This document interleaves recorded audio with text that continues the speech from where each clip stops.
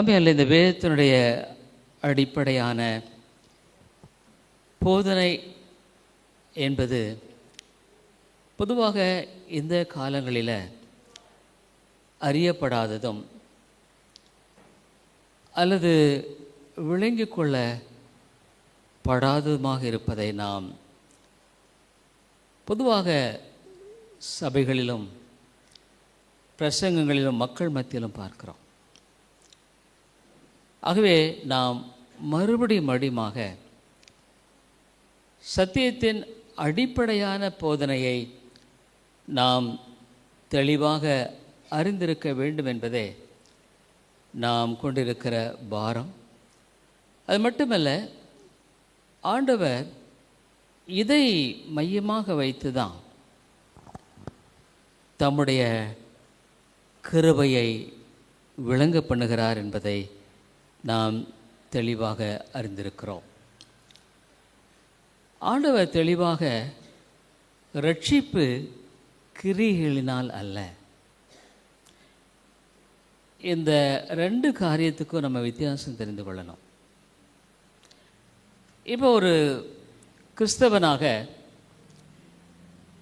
ஒருவேளை கிறிஸ்தவ குடும்பத்தில் பிறந்திருக்கலாம், கிறிஸ்தவ பெற்றோர்களுக்கு பிள்ளைகளாக இருக்கலாம், ஆலயத்துக்கு போகிறார்கள். அவ்விதமான ஒரு சூழ்நிலையில் அவர்கள் ஜெபிக்க பழகுகிறார்கள், வேதத்தை வாசிக்கிறார்கள், இன்னும் அந்த கிறிஸ்தவ வழிமுறைகளை பின்பற்றக்கூடியவர்களாக இருக்கிறார்கள். பொதுவாக இன்றைக்கு கிறிஸ்தவ குடும்பங்களிலும் பிள்ளைகளிலும் பார்க்கிறோம், பெற்றோர்களான வேளைகளில் நீங்கள் ஜெபிக்க வேண்டும், வேதத்தை வாசிக்க வேண்டும் சொல்லுகிற காரியங்களெல்லாம் நாம் சொல்லுகிறதை அறிந்திருக்கிறோம். ஆனால் வேதம் ரெண்டு விதமாக இதே காரியங்களை நாம் கையாளக்கூடியவர்களாக இருக்கிறோம் என்று சொல்லுகிறது. ஒரு பாரம்பரியமாக நம்முடைய வாழ்க்கையில் பின்பற்றுகிற அந்த ஜெப வாழ்க்கைக்கும், பாரம்பரிய முறையில் ஆண்டுடைய வார்த்தையை வாசிக்கிறதற்கும், ஒருவேளை பாரம்பரியமாய் வாழ்ந்த ஒரு மனிதன் ஆண்டவரை உண்மையாலுமே அறிந்த பின்பாக, ரட்சிக்கப்பட்ட பின்பாக, தேவனால் தெரிந்து கொள்ளப்பட்ட பின்பாக அவருடைய வாழ்க்கை ஒரு வித்தியாசமான இருக்கிறது மாத்திரமல்ல, அவர்களுடைய ஜெபமும் வித்தியாசமாக இருக்கும், வேத வாசிக்கிறது வித்தியாசமாக இருக்கும். ஒருவேளை நீங்கள் கேட்கலாம், என்ன வித்தியாசம் அதில் இருக்கு? நான் ஒரு கிறிஸ்தவ குடும்பத்தில் பிறந்தேன், வளர்ந்தேன், என் பெற்றோர்களால் பயிற்சிவிக்கப்பட்டேன், வேதத்தை வாசிக்கிறேன், ஜெபிக்கிறேன். இதற்கும் ஆண்டவரை நான் அறிந்து கொண்டேன் என்று சொன்ன அந்த ஒரு வாழ்க்கைக்கும் பின்னால் இருக்கிற வித்தியாசம் என்ன என்று பார்க்கும் பொழுது, ஆண்டவரை அறியாத பொழுது நம்ம வேதத்தை வாசிக்கிறவர்களாக தான் இருக்கிறோம்.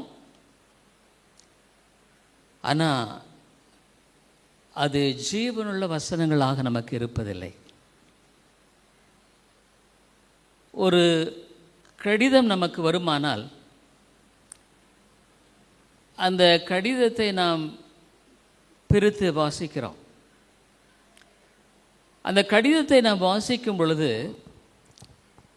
அந்த கடிதத்தை எழுதியவர் யார், அவருக்கும் எனக்கும் என்ன தொடர்பு, உறவு, இதையெல்லாம் விளங்கி கொண்டு தான் அந்த கடிதத்தை வாசிக்கிறோம்.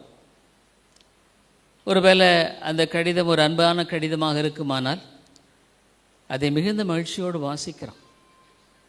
அறிமுகமான யாராகிலும் எழுதியிருக்கிற இந்த கடிதமானது நமக்கு மிக பிரியமான ஒன்றாக இருக்கிறதை நாம் அறிந்திருக்கிறோம். என்ன, இது எனக்கு தெரிந்தவர் அனுப்பின கடிதம், அவரோடு எனக்கு நல்ல பரிச்சயம் உண்டு, பழக்கம் உண்டு. ஆகவே அந்த கடிதத்தை வாங்கி வாசிக்க மட்டுமாக நமக்கு நிச்சயமாக ஒரு ஆன்சைட்டி என்ன எழுதியிருக்காங்க. ஒருவேளை ஒரு குடும்பத்தை எடுத்துக்கொள்ளுங்கள். ஒரு பெற்றோருடைய மகன் ஒருவன் தூர தேசத்துக்கு ஒரு படிப்புக்காகவோ வேலைக்காகவோ போயிருக்கிறார். அந்த மகனிடத்திலிருந்து ஒரு கடிதம் வருகிறது. அந்த பெற்றோர்கள் ஒருவேளை மகன் போன புதிய இடத்துல எப்படி இருக்கானோ, அந்த இடமெல்லாம் அவனுக்கு சரியாச்சோ, பத்திரமா போய் சேர்ந்தானோ என்ற பலவிதமான சிந்தனைகள் இருக்கும் பொழுது, அவள் அந்த கடிதத்தை எடுத்து வாசிக்கும் பொழுது அவ்வளவு எதிர்பார்ப்போடு வாசிக்கக்கூடிய ஒரு காரியம் இருக்குது. ஏன்னா இது அவருடைய மகன், அவருடைய பிள்ளை. ஆகவே அவர்கள் அந்த கடிதத்தை ஒருவேளை பத்திரமா போய் சேர்ந்ததாக, அல்லது அவருடைய சாப்பாடு என்னாச்சு, எல்லாவற்றையும் ஒருவேளை எல்லாம் நல்லா இருக்கிறது, அவங்களுக்கு மனசு நிம்மதி, ஒரு நிறைவை பார்க்குறோம். அதே சமயத்தில் ஃபோனில் பிள்ளைகளோடு பேசுகிற ஒரு வழக்க முறை இருக்குமானால், பிள்ளைகளிடத்தில் அவர்கள் தூரமான இடத்தில் இருக்கிற, ஒருவேளை வெளிநாட்டில் போய் படிக்க முடியாத நிலையில் அவர்கள் மிகவும் சந்தோஷத்தோடு பேசக்கூடிய ஒரு காரியம். ஏன்னா இவன் என்னுடைய மகன், என்னுடைய மகள். இந்த வேதத்தை நாம் ஆண்டவரை அறிவதற்கு முன்பாக வாசிப்போம். ஆனால் அதில் நான் சொன்ன அந்தளவுக்கு ஒரு எதிர்பார்ப்பும், அந்தளவுக்கு ஒரு ஆர்வம் இருக்குன்னு சொல்ல முடியாது. ஒருவேளை ஒரு சில சமயங்களில் நம்ம ஒரு அதிகாரத்தை வாசிக்கலாம், 2 அதிகாரத்தை வாசிக்கலாம். ஒரு பாரம்பரிய நிலையில் ஒருவேளை வாசிக்கக்கூடிய காரியமாக நம்முடைய வாழ்க்கையில் இருக்கலாம். அதனால் ஒன்றும் படிச்சுட்டு போயிடுவோம். அந்த ஆண்டவரை அறிந்த பின்பாக அவருக்கும் எனக்கும் ஒரு தொடர்பு ஏற்படுகிற இந்த மகிமையான காரியத்தின் மூலமாக அவருடைய வேதத்தை நான் வாசிக்கும் பொழுது அவர் என்னோடு கூட பேசுகிறார் என்ற அந்த ஒரு உணர்வும், ஒருவேளை நான் வேதத்தில் வாசிக்கும் பொழுது கர்த்தர் எனக்கு உணர்த்துகிற ஒரு காரியமும் அது வித்தியாசமானதாகவே இருக்கும். வேதத்தை எத்தனை முறை வாசித்தாலும் அது நிச்சயமாக வித்தியாசமாகவே இருக்கும். புதிய காரியங்களை நாம் கற்றுக்கொள்ளக்கூடியவர்களாய் காணப்படுவோம். உதாரணமாக லூக்கா எழுதின சுவிசேஷம் 15வது அதிகாரத்தை நம்ம வாசித்தோம். எத்தனையோ முறை நான் பிரசங்கித்திருக்கிறேன், எத்தனையோ முறை வாசித்திருக்கிறேன். ஆனால் ஒரு காரியத்தை இங்கே பிரசங்கிக்கும்படியாக நான் நின்று வாசித்த பொழுது ஆண்டவர் என்னோடு கூட ஒரு காரியத்தை அதை விளங்க பண்ணினார். என்னன்னா, இந்த தகப்பன் தன்னுடைய சொத்தை பிரித்து கொடுக்கும் பொழுது இளைய மகனுக்கு மாத்திரம் கொடுக்கவில்லை, மூத்த மகனுக்கும் அதே விதமாக சொத்தை பிரித்து கொடுத்தான். நீங்கள் எப்படி சொல்கிறீங்கன்னு கேட்கலாம். அந்த லூக்கா 15வது அதிகாரத்தில் இங்கே நான் பார்க்க ஒரு வசனம், அந்த 12வது வசனம், லூக்கா 15:12 யாராவது வாசிங்க. அவர்களில் இளையவன் தகப்பனை நோக்கி, தகப்பனே, ஆஸ்தியில் எனக்கு வரும் பங்கை எனக்கு தர வேண்டும் என்றான். அந்தப்படி அவன் அவர்களுக்கு தன் ஆஸ்தியை பங்கிட்டு கொடுத்தான். இந்த ஒரே ஒரு அவர்களுக்குன்ற அந்த வார்த்தையை காலையில் நான் படிக்கும்போது, நான் பைபிள் ரீடிங் சர்ச்சில் வாசிக்கிறேன், அப்போ 2 பேருக்குமே பிரித்து கொடுத்துட்டார் போல இருக்கிற. ஒருத்தருக்கு மட்டும் பிரித்து கொடுக்கல, அவர்களுக்குன்னு பைபிள் சொல்லுது. அப்போது இந்த வேதத்தை வாசிக்கும் பொழுதெல்லாம் பல புதிய காரியங்களை ஆண்டவர் கற்றுக் கொடுக்கிறார். எத்தனை வருடங்களானாலும் நிச்சயமாக இந்த வேதமானது பல புதிய காரியங்களை கொடுக்கிறது. ஆனால் ஆண்டவரை அறியாத பொழுது நாம் வாசிக்கிற அந்த காரியத்தில் அவ்விதமான காரியங்கள் இருப்பதற்கான வாய்ப்பில்லை. ஜெபிக்கும் பொழுதும் அதுதான். இப்போ ஃபோன் பண்ணும் பொழுது எவ்வளோ இனிமையாக பேசுகிறார்கள் இல்லை? ஒரு மகனிடத்திலேயோ ஒரு மகளிடத்திலோ அந்த பெற்றோருக்கு ஒருவேளை மகன் கூப்பிடுவானால் எப்போ கூப்பிடுவான்னு எதிர்பார்க்கிற எதிர்பார்ப்பு. ஆகவே ஆண்டவரோடு ஜெபிக்கிற ஒரு ஜெப வாழ்க்கையும் அவிதமானதாகவே ஒரு மனிதன் ஆண்டவரால் தெரிந்து கொள்ளப்பட்ட பின்பாக, ஆண்டவரை அறிந்த பின்பாக அவருடைய ஜெப வாழ்க்கை வேறுபட்டதாக இருக்கிறது. அதுக்கு முன்னால் நீ ஜெபம் பண்ண இப்போ நிறைய பேர் பைபிளை வாசிக்கிறதில்ல. ஒருவேளை நீங்கள் எப்படி இருக்கீங்களா எனக்கு தெரியாது. பாரம்பரிய அளவுகளோட பைபிளை வாசிக்கிறது நிறைய பேர் முடியறதில்லை. என்னால் முடியல, பைபிளையே தொட முடியலன்னு சொல்கிறவங்களாம் இருக்கிறாங்க. ஆனால் அதே யூடியூப்லேயும் மற்ற ஃபேஸ்புக்லேயும் பார்த்து உக்காந்துட்டு இருப்பாங்க காலையில். அப்போது தேவனோடு கூட நான் பேசுவதற்கோ அவருடைய சத்தத்தை கேட்பதற்கோ எனக்கு ஆர்வம் இல்லை என்பதனால தான் நான் விதமான ஒரு காரியத்தை செய்ய வேண்டிய நிலைக்குள்ளாக போய்விடுகிறேன். இதுதான் உண்மை. நான் தொடர்ந்து பேசுகிற ஒரு உண்மை என்னவென்றால், ரட்சிப்பு கர்த்தருடையது. Salvation belongs to the Lord and to the Lord. இந்த ரட்சிப்பை ஒரு மனிதன் சம்பாதிக்க முடியுமா? முடியாது. வேதம் வெகு தெளிவாக சொல்லுகிறது, you can't earn salvation. ரட்சிப்பை உன்னால் சம்பாதிக்க முடியாது. நீ உன்னுடைய நற்கிரிகளினால அல்லது வேதத்தை வாசிக்கிறேன், ஜெபிக்கிறேன் அப்படின்ற எந்த ஒரு காரியத்தினாலும் நீ ரட்சிப்பை சம்பாதிக்க முடியாது. ரட்சிப்பு இலவசம். அந்த இலவசமான ரட்சிப்பை தேவன் கொடுக்கிற அந்த காரியம்தான் கிருபை.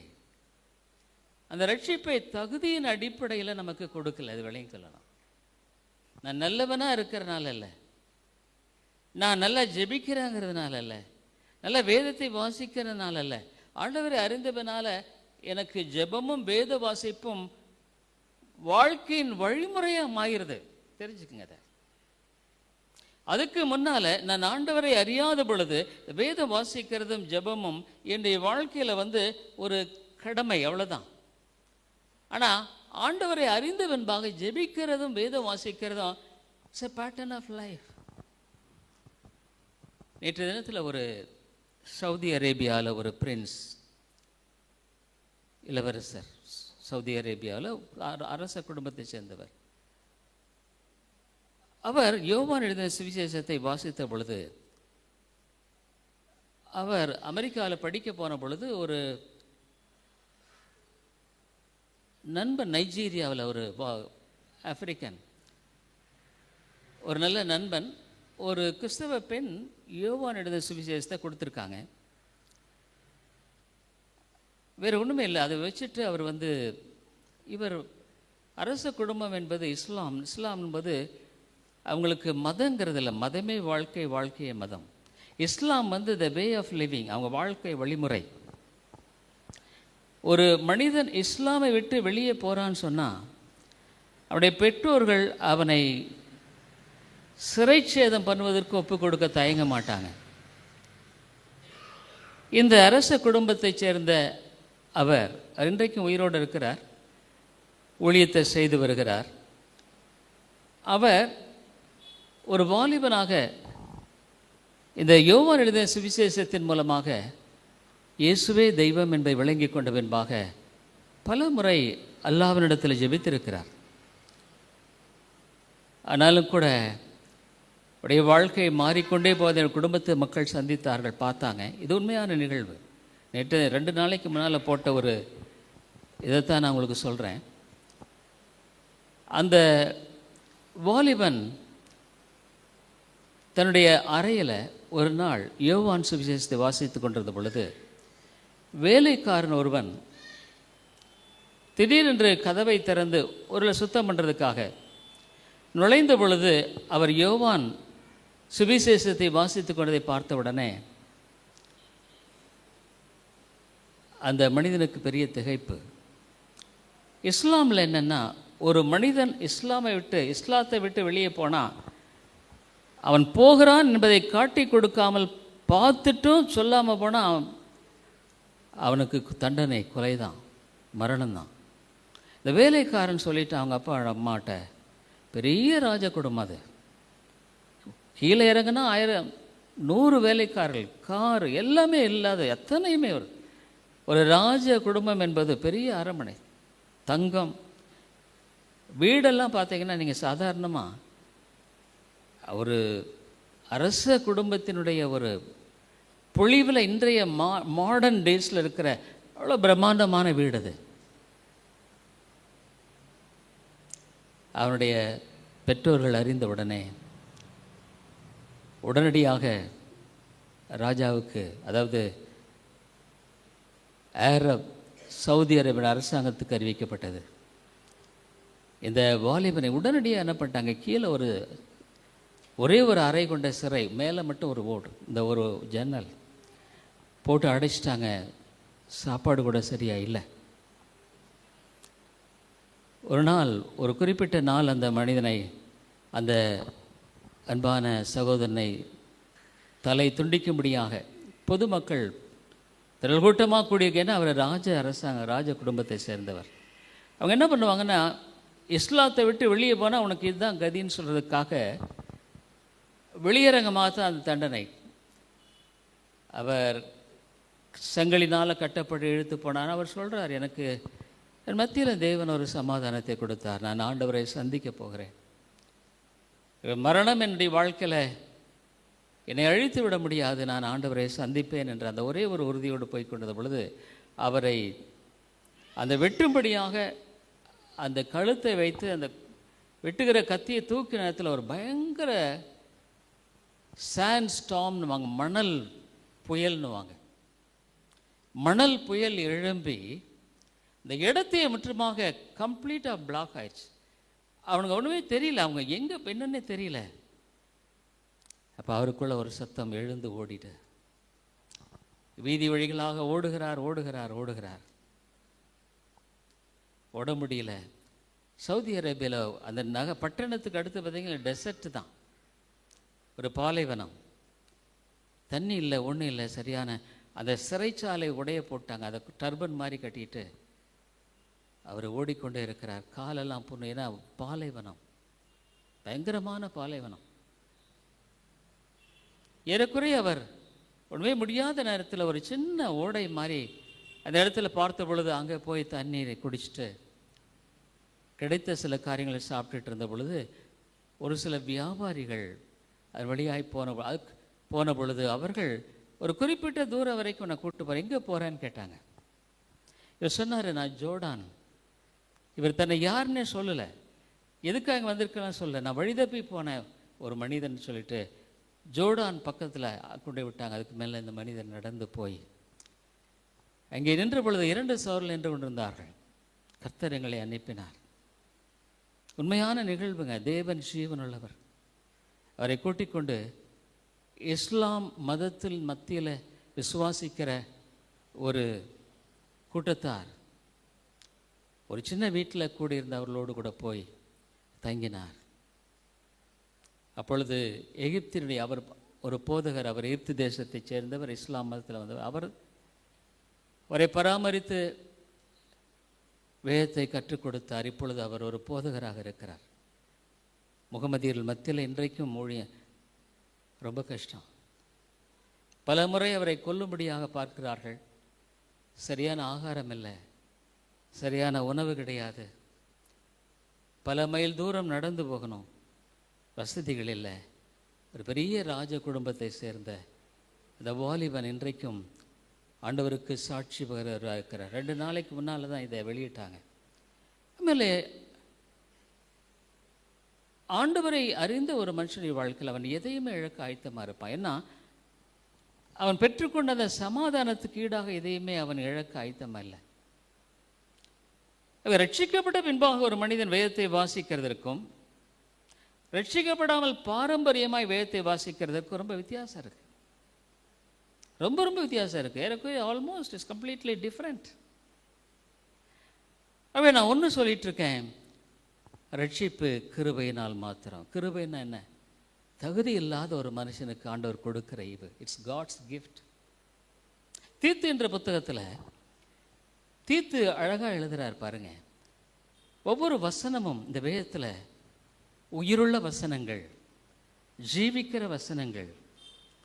தீத்து எழுதின நிருபத்தில் தீத்து இங்கு எழுதுகிறதை நாம் வாசிக்கிறோம்.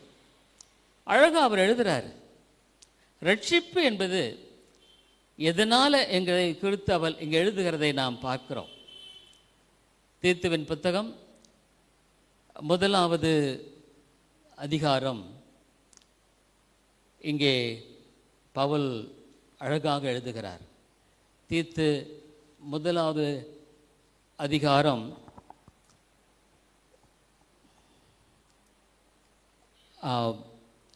3வது வசனம். வாசிக்காத யாராவது வாசிங்க please.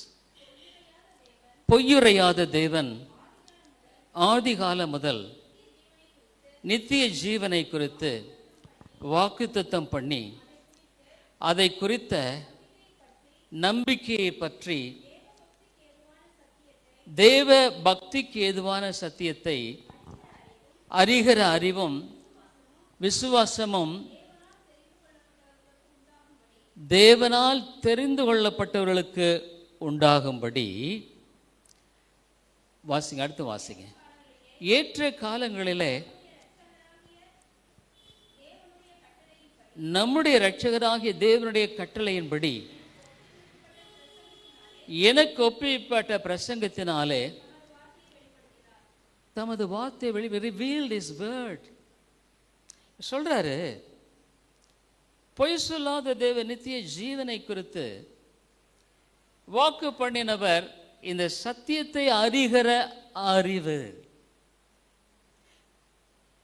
The knowledge of God's truth. உலக ஞானம் இருக்கு. இன்னைக்கு நிறைய பேர், நீங்கள் ஒருவேளை ஒரு 1 கோடி ரூபாய் கொடுத்து அதை எப்படி 2 கோடி ஆக்குறது என்ற ஞானம் இருக்கலாம், அறிவு இருக்கலாம், திறமை இருக்கலாம். ஆனால் இந்த இடத்துல ஒன்று சொல்ற, சத்தியத்தை அறிகிற அறிவு. knowledge to know God's truth. இதுதான் ஒரு மனுஷனை வித்தியாசமாக்குறது. அந்த முகமது இளவரசர் தன்னுடைய வாழ்க்கை எல்லாத்தையும் இழந்து போய் ஆண்டவருக்காக வாழணுன்ற அந்த வாழ்க்கைக்கு ஒப்பு கொடுத்தனுடைய காரணம் என்னன்னா, சத்தியத்தை அறிகிற அறிவு. அது கிறிஸ்தவ குடும்பத்தினால பிறக்கிறதுனால வராது, ஒரு இந்துவாக இருந்த கிறிஸ்தவனாக மாறுறதுனால வராது. இது தேவன் கொடுக்கிற ஈவு. ஒரு மனிதன் தன்னுடைய வாழ்க்கையில்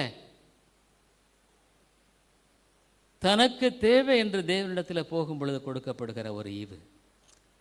போன வாரம் நான் பேசினேன், ஆயக்காரன் பரிசேயனை குறித்து நான் பேசினேன். முடிந்த அளவு நான் சத்தியத்தை வெகு எளிமையாய் போதிக்கவே நான் விரும்புகிறேன். ஆயக்காரன் அந்த பரிசேயன் ஜெபிக்கிறான், ஆண்டவரே நான் பரிகார அநியாயக்காரர் போறல.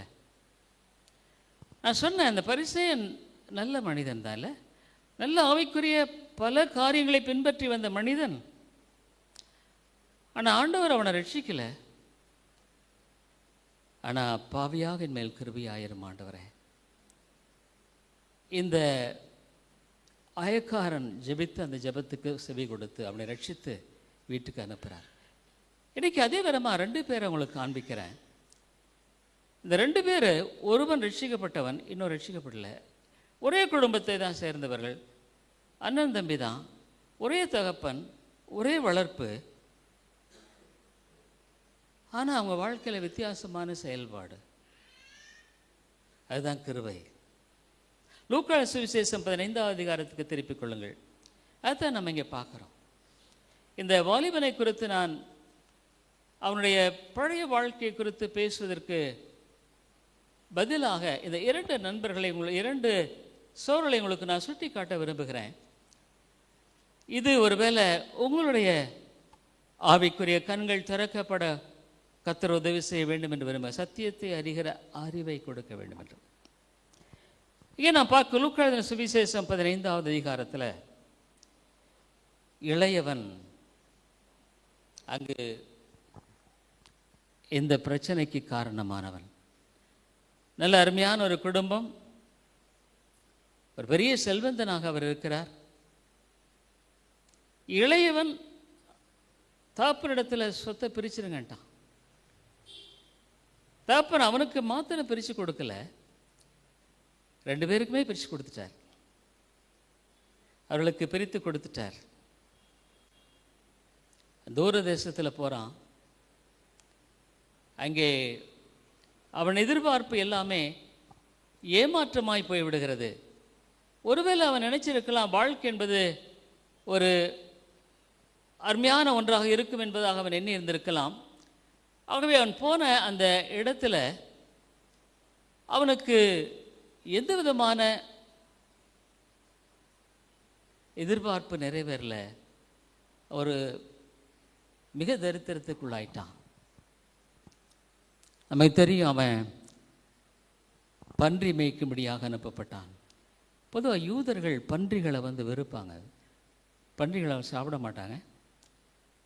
பன்றிகள் அவளுக்கு அருவருப்பான ஒரு பிராணி. ஆனால் அந்த பன்றியைத்தான் அவன் மேய்க்கும்படியாக போன நேரத்தில் அதனுடைய தவிடு கூட கிடைக்கல. அவனுடைய வாழ்க்கையில் பாருங்க, அவன் எல்லாத்தையும் பிரிச்சுட்டு வந்துட்டான். இனி அவனுக்கு அங்கே சொத்தே கிடையாது. Is no right at all.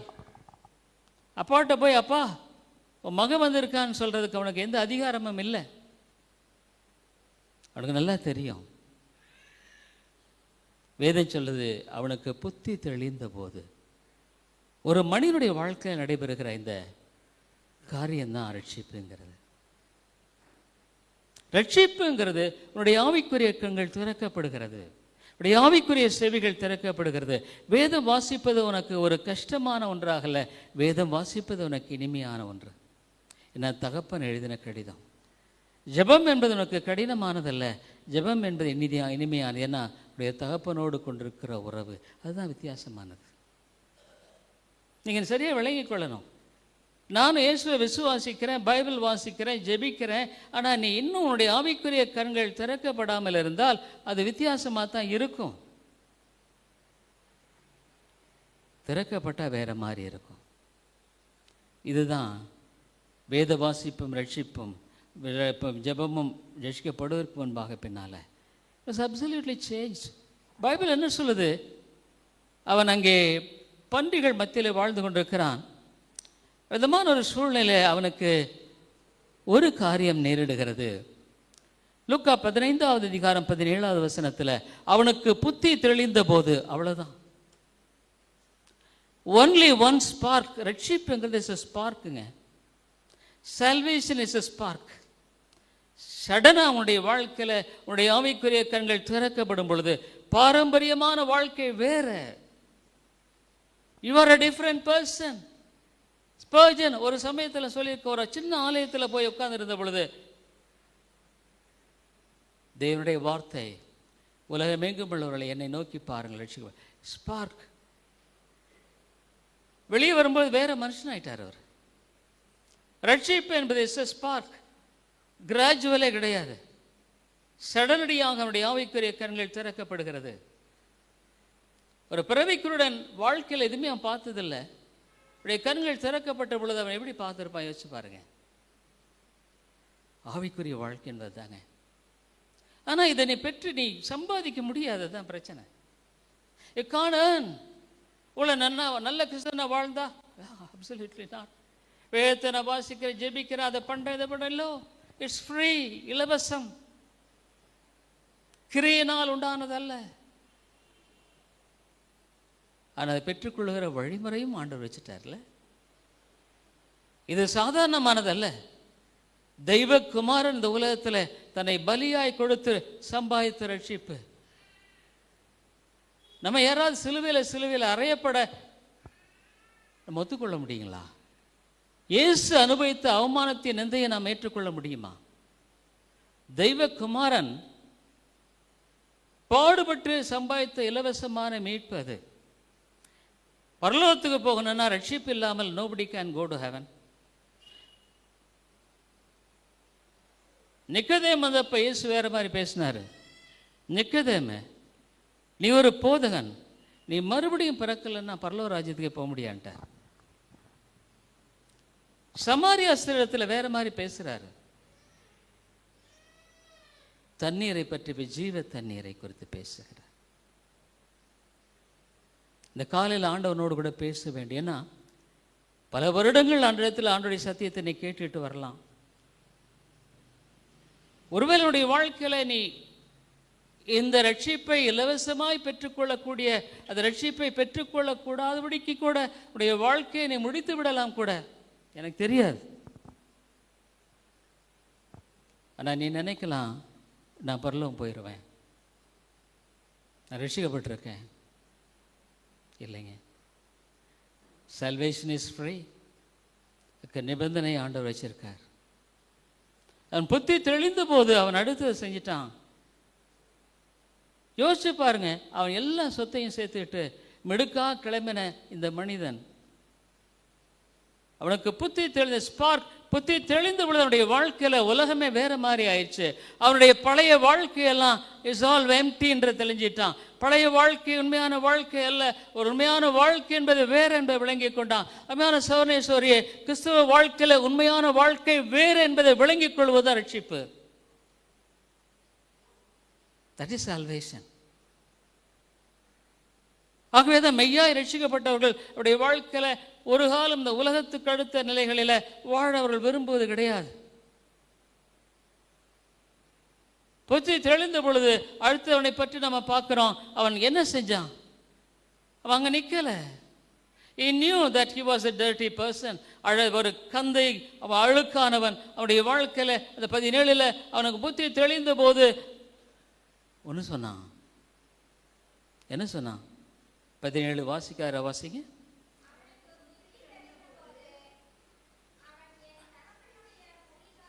என் தகப்பனுடைய கூலிக்காரர் எத்தனையோ பேருக்கு பூர்த்தியான சாப்பாடு இருக்கிறது, நானோ பசியினால் சாகிறேன்.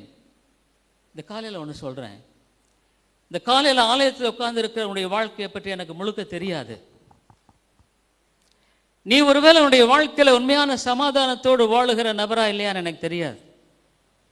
உன் வாழ்க்கையில உண்மையான இளைப்பாறுதல் இருக்கா இல்லையா எனக்கு தெரியாது. ஆனா எனக்கு தெரியும் ஒண்ணு, நிறைய பேருடைய வாழ்க்கையில இல்லை என்பது எனக்கு தெரியும். உங்க வாழ்க்கை வெறுமை. பணம் இருக்கலாம், பலது இருக்கலாம், ஆனால் உன் வாழ்க்கை இஸ் an empty. நீ எதுக்காக வாழற? நீ எதை சாதிக்க போற? எதை நிறைவேற்ற போற? உனக்கே தெரியாது. ஏன்னா உன்னுடைய வாழ்க்கை என்பது ஒரு காற்றில் பறக்கிற பட்டத்தை போல, காற்று எங்க அடிக்குது அந்த பக்கம் போயிட்டு இருக்கிற, அதுதான் உன்னுடைய வாழ்க்கை. இந்த வாலிபனுடைய வாழ்க்கை அப்படிதான் இருந்தது. ஆனா ஒரு நேரம் வந்த பொழுது அவருடைய வாழ்க்கையில எழுந்தான். He made a steady decision. அதான் ரட்சிப்புங்க. That is salvation. ரட்சிப்புங்கிற வார்த்தையை அநேகர் பல விதங்களை உபயோகப்படுத்துகிறார்கள். ஆனால் உங்களுக்கு நான் தெளிவுபடுத்தும்படியாகத்தான் இந்த எளிய விளக்கத்தின் மூலமாக நான் தொடர்ந்து பேசிக்கொண்டே இருக்கிறேன். ரட்சிப்பு கர்த்தருடையது. கர்த்தர் தான் உங்களை ரட்சிக்க முடியும், நான் ரட்சிக்க முடியாது. ஆனால் நான் ஊழியனாக இந்த சத்தியத்தை போதிக்க வேண்டியது அவசியம். ஏன் வாழ்க்கையில், என்னுடைய வாழ்க்கையில் ஆண்டவர் செய்த காரியத்தை நான் எடுத்து பேசுவது என்னுடைய கடமை. அப்ப இவன் எழுந்து புறப்பட்ட ஒன்னே ஒன்று சொன்னான், என் தகப்பனுடைய கூலிக்காரில் எத்தனையோ பேருக்கு பூர்த்தியான சாப்பாடு இருக்கிறது. இன்றைக்கு எத்தனையோ ஆண்டவருடைய பிள்ளைகள், ரட்சிக்கப்பட்ட ஏழை மக்கள் சந்தோஷமா இருக்காங்க தெரியுமா? உள்ள அடுத்த வேலைக்கு சாப்பாடு கூட இல்லாமல் இருக்கலாம். But they have the joy of the Lord. They have the joy of the Lord. கர்த்தருடைய சந்தோஷம் இருக்கு. வாழ்க்கையை நம்பிக்கையோடு எதிர்கொள்ளக்கூடிய அந்த உண்மையான ஒரு தைரியம் இருக்கு. இந்த காலையில் நான் பார்த்து கேட்கிறேன், உன் வாழ்க்கையை தைரியத்தோடு நீ சந்திக்கக்கூடிய அவ்விதமான ஒரு திட மனது உனக்கு உண்டா? நீ இன்னும் ரட்சிக்கப்படல தெரியுமா? ஆகவே தான் வேதம் வாசிக்கிறது வேற. நீ ஒருவேளை பரம்பரை வரம்ப கிறிஸ்தவர்கள், வேதம் அடி போசல பேசலை. அம்மையாளுடைய வாழ்க்கையில் உனக்கு தனிப்பட்ட ஆவிக்குரிய வாழ்க்கையில் உண்மையான தேவனுடைய கிருபை வேணுமானால் நீ தேவனோடு இடைப்பட வேண்டிய ஒரு காரியம். தேவனோடு இடைப்படுகிறார். ஒவ்வொரு வாரமும் பேசுகிறார். ஒவ்வொரு வாரனுடைய வாழ்க்கையின் வெறுமையை காட்டுறாரு. ஒவ்வொரு வாரமுடைய வாழ்க்கையினுடைய முடியாமையை காட்டுறாரு. நீ அதிலிருந்து தப்பித்து உள்ள ஓடை பார்க்குற. வேற வழியில் கூட ஒரு ஞாயிற்றுக்கிழமை நீங்கள் வரலாம். ஆனால் தேவன் இந்த வேலையை உபயோகப்படுத்துகிறார். தெரிஞ்சுக்கோ. அவன் எழுந்து புறப்பட்டான். எழுந்து புறப்படும் பொழுது எங்கள் அப்பாட்ட நான் போகிறேன்னு சொன்னானா? ஒன்று சொன்னான், கூலிக்காரில் எத்தனையோ பேர் நல்லா இருக்காங்க. எத்தனையோ கிறிஸ்துவ உண்மையாலே சொல்கிறேங்க, ஞானிகளுக்கும் கல்விமான்களுக்கும் மறைத்து பாலகருக்கு தம்மை வெளிப்படுத்துகிற தேவன் இவர். படிப்பு உனக்கு உதவாது, பணம் உனக்கு உதவாது, உன் வாழ்க்கையில் எதுவுமே உதவாது. நீ உன்னை யார் என்று உணர்ந்து கொள்வது உனக்கு உதவும். அவன் தன்னை யார் என்று உணர்ந்து கொண்டான். எங்கே வந்தேன், எதுக்காக வந்தேன், என் வாழ்க்கை வெறுமையாயிற்று, இப்போதான் அவன் கண்கள் திறக்கப்படுகிறது. அவன் எழுந்து புறப்பட்டு அவ்வளோதான். பைபிள் சொல்லுது, எழுந்து புறப்பட்டு தன் தகப்பனிடத்திற்கு போய், தகப்பனே, பரத்துக்கு விரோதம் உமக்கு முன்பாக பாவம் செய்தேன். Father, I sinned against thee and against God. பாவங்கிறது நம்ம பெரிய பாவம் இல்லை. நீ ஆண்டவருக்கு ஒப்புக்கூடாதுதான் மிகப்பெரிய பாவம். உன்னுடைய வாழ்க்கையில் தேவ ஆவியான கிரியை செய்யக்கூடாதபடிக்கு உன்னை தாழ்த்தாமல் வாழ்ந்து கொண்டிருப்பதான் உன்னுடைய மிகப்பெரிய பாவம். விசுவாசம் இல்லாத, விசுவாசத்தினால் வராத யாவும் பாவமே. உன்னால் ஆண்டவர் யாருன்னு நம்ப முடியல, உன்னால் இந்த தேவனை பற்றி தெரிந்து கொள்ள முடியல, நீ விசுவாசத்தோடு ஏன் வர முடியல? அதுதான் பெரிய பாவம். எழுந்து புறப்பட்டுட்டான். புறப்பட்ட உடனே அங்கே தகப்பன் அவனை கட்டி பிடிக்கிறான். மனதுருகி ஓடுகிறான். அவன் சொன்னான், சரி அப்பா கட்டி பிடிச்சிட்டார், பரவாயில்ல, நீ அதை பற்றி எதுக்கு பாவத்தை பற்றி பேசிட்டு அப்படியே சொன்னான். இல்லை அப்பா என்னை கட்டி பிடிச்சிட்டாரு, இனி நான் மகன்தானே, நான் மகன்தானே, அப்போ அதை பற்றி கவலைப்பட வேண்டாம். 21வது வசனம் வாசிக்கார வாசிங்க. குமாரன் தகப்பனை நோக்கி, தகப்பனே, பரத்துக்கு விரோதமாகவும் உமக்கு முன்பாகவும் பாவம் செய்தேன். இனிமேல் உம்முடைய குமாரன் என்று சொல்லப்படுவதற்கு நான் பாத்திரன் அல்ல என்று சொன்ன. அல்ல, ஐம் நாட் worthy. நான் இங்கே வந்தது உங்கள் பையன் வரல ஐயா, உங்கள் பையன்ட்டு நான் வரல. இந்த பையன் என்னைக்கே செத்துட்டான். உங்களோட தகராறு பண்ணி சொத்தை வாங்கிட்டு போன அவன், he is died. நான் வேலை கேட்டு வந்திருக்கிறேன், ஒரு கூலி வேலை கொடுங்க. ஹியூமிலிட்டி. உன் வாழ்க்கையில் எவ்வளோ வெறுமை இருந்தோம், உன் வாழ்க்கையில் உன்னுடைய தேவனுடைய கிருபை அனுபவிக்க முடியாதபடிக்கு நீ வாழ்ந்து கொண்டிருந்தோம். உன் குடும்பத்தில் சமாதானம் இல்லாத இருந்தோம். உன் வாழ்க்கையானது எங்கே போயிட்டுருக்கேன்னு தெரியாமல் ஓடிக்கொண்டிருந்தோம். உன்னுடைய வாழ்க்கையில் ஆண்டவருக்கு முன்பாக தாழ்த்தக்கூடிய மன தாழ்மை என்பது இல்லையே. அவனுடைய வாழ்க்கையில் தேவன் கிரியை செய்ய முடியல. உன் வாழ்க்கையில் நீ வெறுமையாய் வருகிறாய், ஆலயத்துக்கு வெறுமையாய் போகிற பல ஆண்டுகளின் நிகழ்வு தான் அது. நீ யாராக இருந்த என்னங்க? படித்த நபராக இருக்கலாம், படிக்காத நபராக இருக்கலாம். நீ வெறுமையாய் வந்து வெறுமையாய் போகிற அவ்வளவான காலம்தான் உன்னுடைய சபையின், உன்னுடைய வாழ்க்கையின் சரித்திரம். ஒரு நாளும் ஆண்டவரே பாவியாக என் மேல் கிருபையாயிரும் என்று நீ என்னைக்காவது ஜெபிச்சிருக்கியா? என்னைக்காவது ஆண்டவரே என்னுடைய வாழ்க்கையுடைய வெறுமையை நோக்கி பார்த்து எனக்கு இது வேண்டாம், ஒரு புதிய வாழ்க்கையை தாரும் என்று தேவனிடத்தில் தாழ்த்தி என்றைக்காவது நீ ஜெபித்திருக்கிறையா? ஒரு நாளும் ஜெபிக்கல, ஒரு நாளும் ஜெபிக்கல. இன்னைக்கு அநேக வாலிபர்கள் மக்கள் குடிக்க ஆரம்பிக்கிறாங்க. குடிகாரில் பார்த்தாவே தெரிஞ்சிடும் டாக்டர்ஸ்க்கு. they know that. they know. ஏன்னா ஒரு குடி ஒரு மனுஷனுடைய வாழ்க்கையில் என்ன செய்யும் என்பதை டாக்டர்ஸ் தெரியும். பொதுவாக எல்லாத்துக்குமே தெரியும். அருமையான சோனேஸ்வரி, இந்த வாலிபன் அவன் அந்த இடத்துல போன பொழுது அவன் சொன்னது, பாவம் செய்தேன் தகப்பனே, என்னை ஒரு வேலைக்கான மட்டும் வச்சுக்கோங்க போதும், தட் இஸ் எனஃப். நல்ல சாப்பாடு நான் சாப்பிட்டு எத்தனையோ வருஷம் ஆச்சு. வாழ்க்கையில் நீ நல்லா சாப்பிடலாம், ஒரு வேளை நல்லா உடுத்தலாம், ஆனால் உன் இருதயத்தில் வெறுமையை யார் நீக்க முடியும்னு நினைக்கிறேன்? உன் இருதயத்தினுடைய வெறுமையை யார் நீக்க முடியும்? உன் குடும்பத்தை யார் கட்ட முடியும்? நீ நினைக்கிறதெல்லாம் செய்யலாம், செஞ்சுட்டு தான் இருக்கிற. அவன் வாழ்க்கை எப்படி இருக்கு? Is there surety that you will live? அநேக பெற்றோர்களை சொல்கிறேன், உன் பிள்ளைகளுக்கு நீ உண்மையான ஆசீர்வாதமாக இருக்கல. என்ன உன் வாழ்க்கையில் ஆண்டவர் இல்லை, உன் வாழ்க்கையில் வெறுமை தான். பல காலங்கள் கடந்து போனாலும் உன்னுடைய வாழ்க்கை தீராது. ஒரே ஒரு வழி, நீ யாருங்கிறத தெரிந்துக்கோ.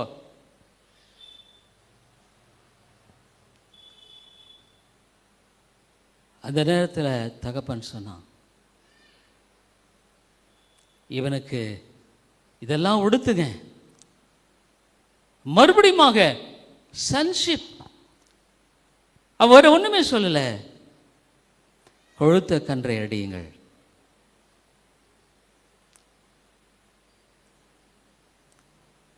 சந்தோஷமாயிருப்போம். மோதிரம், சன்ஷிப், இதை பற்றி எடுக்க அந்த 4 காரியம் பெரிய ஆவிக்குரிய காரியம் அடங்கியது. நமக்கு நேரம் இல்லாதனால மோதிரத்தையும் பாதரட்சையும் சுவிசேஷத்தை. இமேஜின், பன்றிகளோட நேற்று தினத்தில் தவிடு கிடைக்காமல் இருந்தவனுக்கா இன்றைக்கு இவ்வளவு வரவேற்பு? ஒரு பாவி தேவனுடைய ராஜ்யத்தில் பிறக்கும் பொழுது அவனுக்கு இருக்கிற அந்த விசுவாசமும் நம்பிக்கையும் ரொம்ப வித்தியாசமானது. இந்த உலகத்தில் எதுவுமே எடுத்து போட முடியாது,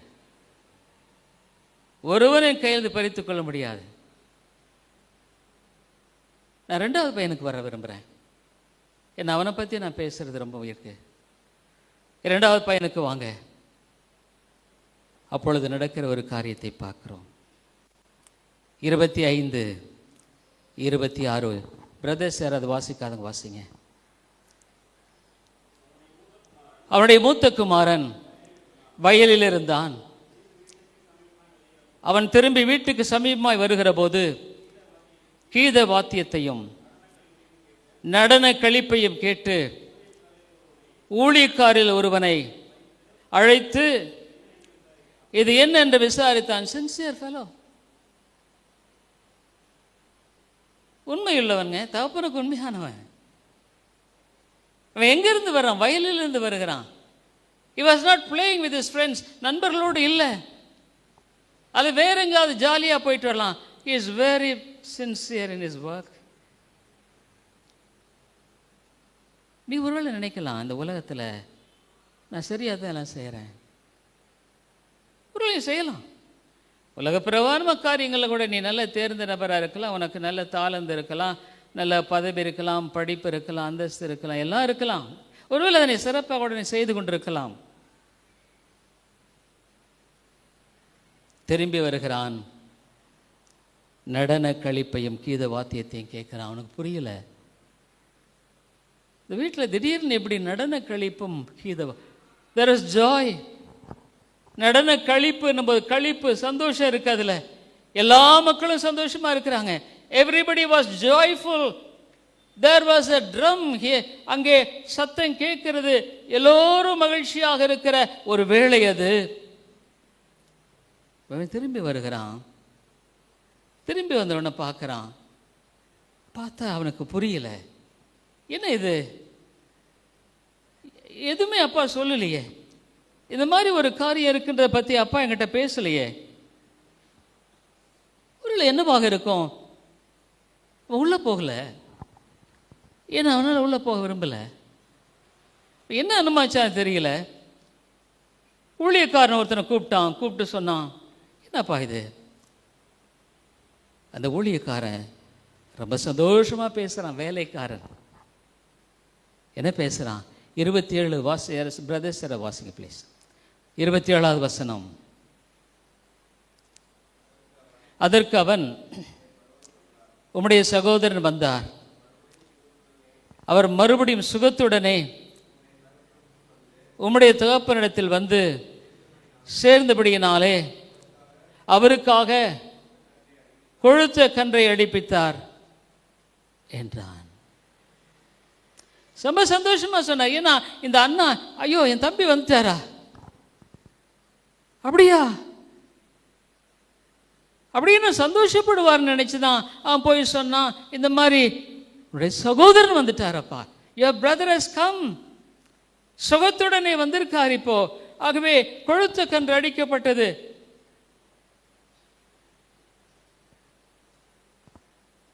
உடனடியாக இந்த மூத்த மகனுடைய முகம் நாடி மாறுபட்டுருச்சு. 28 அப்பொழுது அவன் கோபமடைந்து உள்ளே போக மனதில்லாதிருந்தான். கோபம் ஆயிடுச்சு. பொதுவா சுய நீதிக்காரர்களுக்கு வர முதல் அடையாளம் என்ன தெரியுமா? கோபம் தான். நீ ரட்சிக்கப்படலன்னு சொன்னா கோபம் வர உங்களுக்கு. உன் வாழ்க்கையில் உன்னுடைய அருவருப்பான குணம் வெளியே தெரியல, உன் வாழ்க்கையும் உனக்கு தெரியல, அதுதான் பிரச்சனை. உடனே கோபம் அடைந்து, எதுக்காக கோபம், ஏன் கோபப்படணும், அதுவே அவனுக்கு தெரியல, அதுதான் அவனுடைய சுபாவம். Got angry. இந்த காலையில் அவனுடைய சுபாவத்தை பார்த்துக்கோ. கண்ணாடியில் ஒருவேளை அவனுடைய வாழ்க்கையில் விதமான காரியங்கள் இருக்குமானால் நீ ஒரு சுயநீதி. கோபம் அடைந்து உள்ளே போக, he was outside, ஆண்டவருடைய ராஜ்யத்துக்குள்ள அவன் வரலங்க, அவனே வர விரும்பல.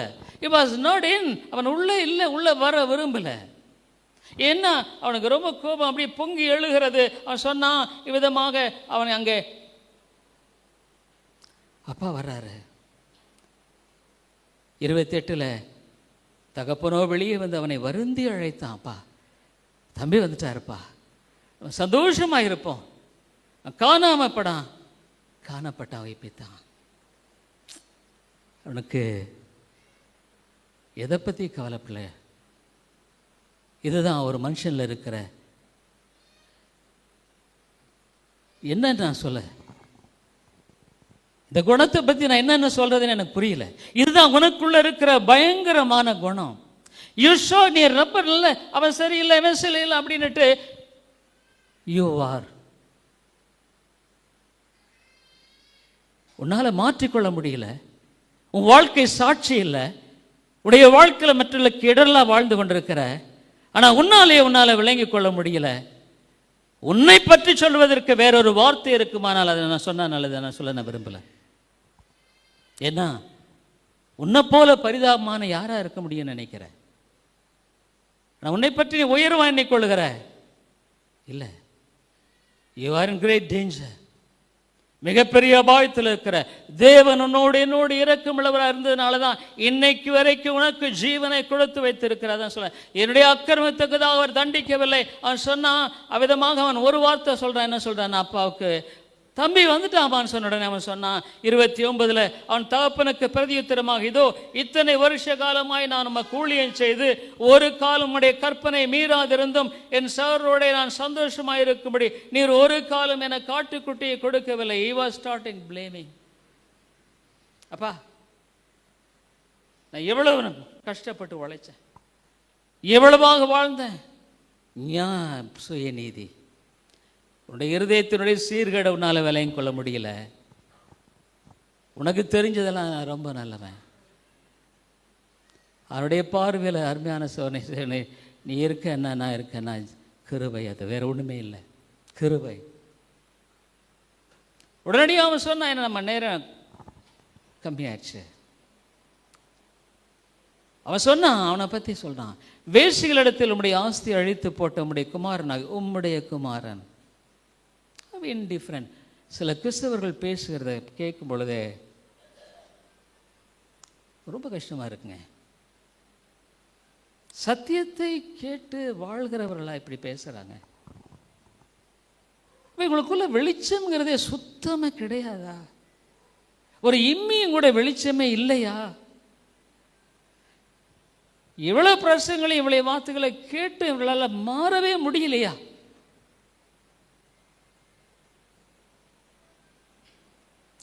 உம்முடைய ஆஸ்தி அழித்து போட்டபடி குமாரனாகிய இவன் வந்தவுடனே கொழுத்த கன்றை இவனுக்காக அடிப்பித்தீரே. உங்கள் பையன் வந்த உடனே கன்றை எடுத்து வைக்கிறீங்களா? சொன்னார் 31 அங்கே தகப்பன், மகனே நீ எப்போதும் என்னோடு இருக்கிறாய், எனக்குள்ளதெல்லாம் உன்னோடு இருக்கிறது. உன் சகோதரன் மரித்தான், திரும்பவும் உயிர்த்திப்பான், காணாமற் போனால் திரும்பவும் காணப்பட்டான், ஆனபடியினாலே நாம் சந்தோஷப்பட்டு மகிழ்ச்சியாக இருக்க வேண்டும் என்றான். இதெல்லாம் அவனுக்கு பொருட்டில்லை. போங்கப்பா. ஒருவேளை இந்த காலையில் இந்த மூத்த குமாரன் போல அவனுடைய சுபாவம், எதுக்கெடுத்தாலும் கோபம், எதுக்கெடுத்தாலும் அவனுடைய வாழ்க்கையில் ஒரு சாட்சியற்ற வார்த்தைகளும் வாழ்க்கையும். நீ ஒரு கிறிஸ்தவனான்னு சொல்லக்கூடிய நிலையில தான் உன்னுடைய வாழ்க்கை இருக்கிறது என்ன சொல்றதுக்கு தான் உன் வாழ்க்கை சொல்லணும். நீ அதனால் ஒரு நாள் வருத்தப்பட்டதில்லை, ஐயோ நான் இப்படி ஆண்டவரை துக்கப்படுத்துறேனே, என் வாழ்க்கை இப்படி நிர்பந்தமாக இருக்கேன், ஒரு நாள் வருத்தப்பட்டிருக்கியான்னு கேட்குறேன். இல்லை. நான் முடிக்கும், நான் கர்த்தருடைய ஜெபத்தை திருப்பிக்கொள். உண்மையான ஒரு கிறிஸ்துவனுடைய வாழ்க்கையில் காணப்படுகிற ஜெபம் இதுவாக தான் இருக்கும். நான் என்னுடைய வாழ்க்கையில் கர்த்தருடைய ஜெபம் தான் என்னுடைய ஜெப வாழ்க்கைக்கு முக்கியமான வாழ்க்கை. மத்தேயு எழுதின சுவிசேஷம் 6வது அதிகாரத்தில் என்னுடைய நேரம் குறுகியச்சால பெஸ்டாப் ஆண்டவர் எப்படி ஜெபிக்கணும். ஆண்டவரே உம்முடைய நாமம் மகிமைப்படுவதாக, உம்முடைய சித்தம் செய்யப்படுவதாக. ஒரு வார்த்தை இந்த இடத்துல லூக்கா சுவிசேஷத்தில் இதே தான். லூக்கா சுவிசேஷத்தில் என் பாவங்களை எங்களுக்கு மன்னியும், நாங்கள் மற்றவர்களுக்கு மன்னிக்கிறோமே. நீ பொறுத்துக்கவே முடியலையே, மற்றவன் செய்கிற தவற பொறுத்துக்கொள்ள முடியலையே. சுயநீதிக்காரனால பொறுத்துக்கொள்ள முடியாது. உன்னை தெரியுற, அதான் பிரச்சனை. ரட்சிக்கப்படாத அடிப்படை காரணமே நீ யாருன்னு உனக்கே தெரியல. மற்றவர்களை மன்னிக்கிறது போல உன்னால் மன்னிக்க முடியல, பொறுத்துக்கொள்ள முடியல, மற்றவர்களை தவற ஏற்றுக்கொள்ள முடியல, பொறுமையாக இருக்க முடியல, உன்னால் அவளுக்காக ஜெபிக்க முடியல. நீ உடனடியாக ரியாக்ட் பண்ணுற ஒரு பிரஜாதியிலும் மோசமான குணங்க இது. தேவன் ஒருவரை என்று வேறொரு இல்லை. நான் ஒவ்வொரு நாளும் ஜெயிக்கிறேன், என்ன ஒவ்வொரு நாளும் கர்த்தர் எனக்கு கற்றுக் கொடுக்கிறேன். 4 ஜெபம். பாவியாக என் மேல் கிருபையாயிரும் ஆண்டவரே. கர்த்தருடைய ஜெபத்தில் அதான் கற்றுக் கொடுத்துருக்காரு. எங்கள் பாவங்கள் எங்களுக்கு மன்னியும் ஆண்டவரே. எத்தனை தவறுகள் பேச்சில், சிந்தனையில், எண்ணத்தில், எத்தனையோ வேலையில் நான் அதான் ஜெபம் பண்ண, ஆண்டவரே என் பாவங்களை மன்னித்தருளும். நான் நீதிமான் அல்ல, பாவியாக என் மேல் கிருபையாயிரும். வேறு வழியே இல்லை, எனக்கு பலம் இல்லை, ஞானம் இல்லை. பாவியாக என் மேல் கிருபையாயிரும் ஆண்டவரே, என் பாவங்களெல்லாம் மன்னியும். ஒவ்வொரு நாள் எத்தனையோ முறை ஜெபிக்கிறேன், என் பாவங்களை மன்னியும். என்ன பரிசுத்தமான தேவனுக்கு முன்பாக எத்தனை காரியங்களை நான் தப்பு செய்கிறேன். ஆனால் நீ கடினமாக பேசுகிற, பொய் பேசுகிற, கெட்ட வார்த்தை பேசுகிற, இந்த நாவிலிருந்து வருதே விஷம். நீ ஒரு நாளாவது சிந்திச்சிருக்கியா? ஐயோ, இந்த நாவில் வர அந்த விஷத்தோடு நான் ஆண்டவரை பார்த்து நான் எப்படி பேசுவேன்? நீ பேசுகிற வார்த்தைகள் எவ்வளவு கடினமாக இருக்கு. யாக்கோபு 3 போய் வாசி. காட்டுத்தீ. உன் நாவு அழுகாமல் இருப்பது கர்த்தருடைய பெரிய கிருபை, தெரிஞ்சுக்கோ. உன் நாவு அழுகாமல் இருப்பது கர்த்தருடைய கிருபை. நீ ஒருவேளை பெரிய பணக்காரன், படிப்பு, பட்டம் பெற்றிருக்கலாம். God has been so merciful that your tongue is not demolished, rotten. தேவனுடைய கிருபை தெரிஞ்சுக்க. நான் அடுத்து ஜெபிக்கிறது, ஆண்டவரே துணிகரமான பாவங்களுக்கு என்னை விலைக்கு காரும். நான் தப்புன்னு தெரிஞ்சு நான் செய்கிறேன் பாரு, அதுதான் துணிகரமான பாவம். நான் கர்த்தருடைய நாளை அசட்டை பண்ணுறேன் பாரு, கர்த்தருடைய சபையை அசட்டை பண்ணுறேன் பாரு, ஆண்டவரே என்னை மன்னித்தருளும். வேதனை உண்டாக்குற வழி உண்டோ? 19 சங்கீதத்தில் வேதனுண்டாக்கிற வழியுண்டோ என்று ஆராய்ந்து பார்த்து நித்திய வழியில் நடத்தும். அடிக்கடி நான் ஜெபிக்கிறேன், ஒரே நாளில் ரட்சிப்பு இலவசம். நீ உன்னை தாழ்த்து ஆயத்தமாக இருக்கியா? பாவியாகின் மேல் கிருபையாயிரும். அந்த வார்த்தை சொல்லி வராம நீ பரலோகம் போகவே முடியாது. யாரா இருந்தாலும் சரி, I tell you, you can't go to heaven. Hell is deserving. It's your choice. நீ எதை தெரிந்து கொள்ள போற? தேவனிடத்தில் இரக்கத்தையும் கிருபையும் நோக்கி பார்த்து உன்னுடைய வாழ்க்கையில வாழ விரும்புறியா, இல்ல கடின மனதோடு உன்னுடைய வாழ்க்கையில மறித்து நீ நரகத்துக்கு போக விரும்புறியா? நீ நரகத்துக்கு போறது எனக்கு விருப்பம் இல்லை, நான் உனக்காக ஜெபிக்கிறேன். ஆனா உன்னுடைய முடிவை நீ தெரிந்து கொள்ளாத. தேவனுடைய இரக்கம் மிக பெரிது. என்ன உடைய அன்பு கல்வாரியில் தன்னை பலியாய் ஒப்பு கொடுத்த அன்பு. பாவின்னு வாழ்க்கையில உணராம நீ பரலோகம் போக முடியாது. பாவியின் வாழ்க்கையில அறிக்கையிடாமல் பரலோகம் போக முடியாது. தேவனோடு பேசட்டும், ஜெபிப்போம். அன்புள்ள ஆண்டவரே, நீர் ஒருவரே ஜீவனுள்ள தேவன். இந்த உலகத்தில் நாசியில சுவாசம் உள்ள மனுஷனை மாத்திரம் துணிகரமான பாவங்களுக்கு என்னை விலைக்கு காரும் ஆண்டவரே. தப்பு, நான் பேசுறது தப்புன்னு தெரிஞ்சு நான் பேசினா அது துணிகரமான பாவம். அவைகள் என்னை ஆண்டுகொள்ள ஒட்டாதிரும். வேதனை உண்டாக்குற வழிகள் இடத்தில் உண்டோ என்று ஆராய்ந்து பார்த்து நித்திய வழியில் நடத்தும். சங்கீதம் 19, சங்கீதம் 139. நம்ம வேதனைப்படுத்துகிற ஆண்டவரே, நம்மை துக்கப்படுத்திட்டு இருக்கிறேனா? துணிகரமாக நான் தெரிஞ்சே அதை உண்மை புறக்கணிக்கிறேனா? பாவியாக மேல் கிருபையாயிரும் ஆண்டவரே. பாவியாக மேலே, பாவிகளாக எங்கள் மேலே கிருபையாயிரும். துணிகரமான பாவங்களுக்கு எங்களை விலைக்கு காரும் ஆண்டவரே. அவைகள் எங்களை ஆண்டு கொள்ள ஒட்டாதிரும். வேதனுண்டாக்கிற வழிகள் உண்டோ என்று ஆராய்ந்து பார்த்து நித்திய வழியில் நடத்தும் ஆண்டவரே. தேவா, உதவி செய்யும். எங்கள் பாவங்களை மன்னியும். இயேசுவே, உம்முடைய இரத்தத்தினால் எங்களை பாவங்களை கழுவும். நாங்கள் கழுவப்படாத இருதயத்தோடு பரலோகத்துக்கு வர முடியாது. எங்கள் பாவங்கள் சிவேரினா பஞ்சை போல வெண்மையாகும் என்று சொன்ன அந்த கல்வாரி அண்டை நாங்கள் வருகிறோம் ஆண்டவரே. எங்களுக்கு உதவி செய்யும். எங்கள் வாழ்க்கையில் நாங்கள் பெற்றிருக்கிற பணம், படிப்பு, பொருள், வீடு, காடு எதுவுமே ரட்சிக்காது. கிருபை இலவசம். ஆண்டவரே, பேசும். ஒவ்வொரு வாரம் எங்களோடு பேசுகிறீர். ஒவ்வொரு வாரம் எங்களோடு இடைப்படுகிறீர். ஒவ்வொரு வாரம் எங்களை ஆண்டவரே நீதமே வருந்தி அழைக்கிற வருத்தப்பட்டு பாரிச்ச மக்களே, எத்தனை பாரங்கள் வாரம் முழுவதுமாக, எத்தனை வேளைகளில் சமாதான குறைவுகள், வீடுகளில், உறவுகளில், பிள்ளைகள், பெற்றோர்கள், கணவன் மனைவி உறவுகளில் எவ்வளவு பாதிப்பு. ஒரு நாள் உடைய சமூகத்தில் வந்து ஆண்டவரே, நான் தான் காரணம் மன்னின்னு சொன்னதில்லை. ஆவியானவரே பேசும். பரிசுத்த ஆவியானவரே, நீர் பேசாமல் ஒரு மனிதன் தன்னுடைய வாழ்க்கையில் நரகத்தின் வழியில் அவன் ஓடோடி கொண்டிருப்பான். அவனுக்கு மீட்பின் சத்தியத்தை அறிந்து கொள்வதற்கு வழியில்லை, வாய்ப்பு இல்லை. கிருபையாயிரும். இயேசுவின் நாமத்தில்